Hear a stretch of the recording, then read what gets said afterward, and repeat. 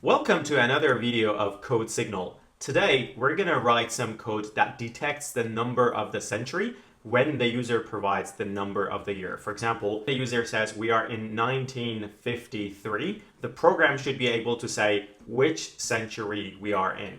Let's tackle this one. If you haven't already subscribed to my channel, I would recommend you do so because I'm building a huge database of everything data science, AI, and generative AI. Okay, here I am on my CodeSignal platform. I have done the first one. If you haven't seen the first video, click on the link up the top right. And if you don't have a CodeSignal account, the link is up the top right. I'm showing you how to make one. But today I'm going to tackle century from year. Before I start tackling the problem, there are a couple of things that you need to be aware of. On the left side of the screen, you've got the task. On the right-hand side of the screen, you've got the area, the IDE for you to write your code. But something to be aware of is make sure you are on Python environment. So if you're not on Python 3 environment, click on the pencil and select Python 3. The other thing you need to know is that the run test or the submit button are just under my photo here. I'm just going to move my face. You will see that the run tests and the submit button are right at the bottom there. So I'll just move my face back there. And now let's see what the task is. Given a year, return the century it is in. For example, if the user says we are in 1905, the solution should say we are in the 20th century. If they say the 1700th year, we should say we are in the 17th century. So how do we tackle this problem? To make this easy to explain, I have added a Jupyter notebook on the right-hand side that will allow me to code and show you the result. The way I would like you to think about is from the year 0 all the way to year 100 is the first century. So from 0 to 100 inclusive, so the year 0 and the year 100, both of them included, the whole period is the first century. Then from year 101 to 200, because again, you can count 100 years, 101, 2, 3, all the way to year 200 is the second century. And if you just continue from 201 to 300 is the third century.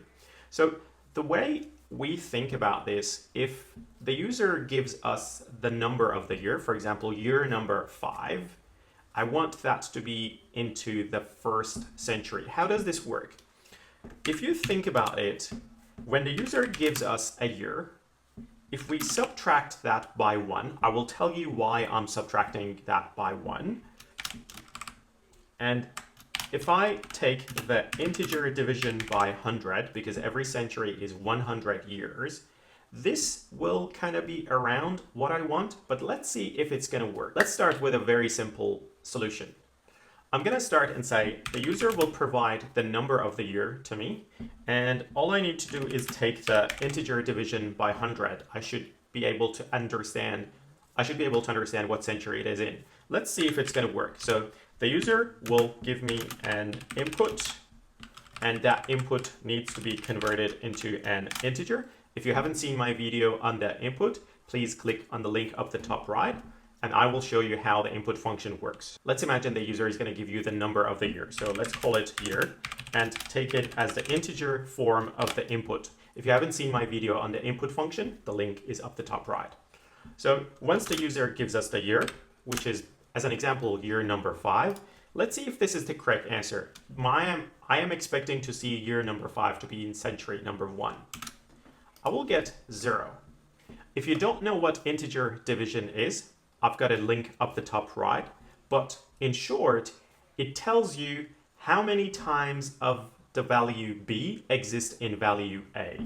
As an example, if a is 100 and b is 5, if you look at a integer division b, that went 50, you will see that there are 20 times 5 inside 100. What if 100 was 104? Still, there are 20 times whole number 5 inside 100, and there is 4 extra. So what it does, it calculates the number of whole values of b that live inside a. For example, if you ask how many value 4s exist in 6, there is only one whole value of 4 that lives inside number 6. That's why I'm using this sign. So let me get rid of that. Now you can see that I'm not quite happy with this. I will need to divide the integer division of the year by 100. Should I go and say by 1? Because I know that the year number 5 is in the 1st century. Okay, then this works. Let's check more years. How about 1905? And let's see what the result is. 1905, as expected, is in century 20 from the example. How about if the user gives me the other one, 1700? Am I gonna get 17th century? You can see that I'm getting 18th century. This is where the problem comes from.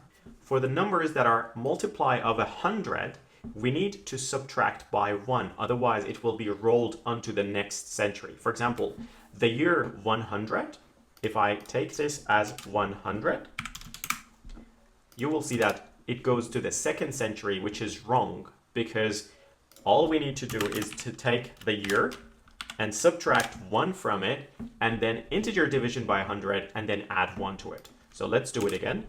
100. And run this, you will see that the year 100 goes into century 1. If we didn't do that subtraction of 1 year, this wouldn't happen. I think I have the solution now. I will ask the user for the input, and I will perform this very simple mathematical operation to get the century. So how do I put this into CodeSignal? I can see that there is a function that has been defined, solution of year. So the year will come from the user.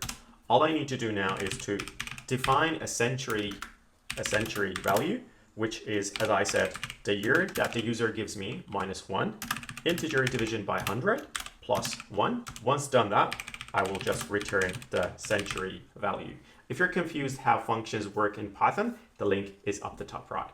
Okay, I think I am happy with this function. Let's run the test and see if it works.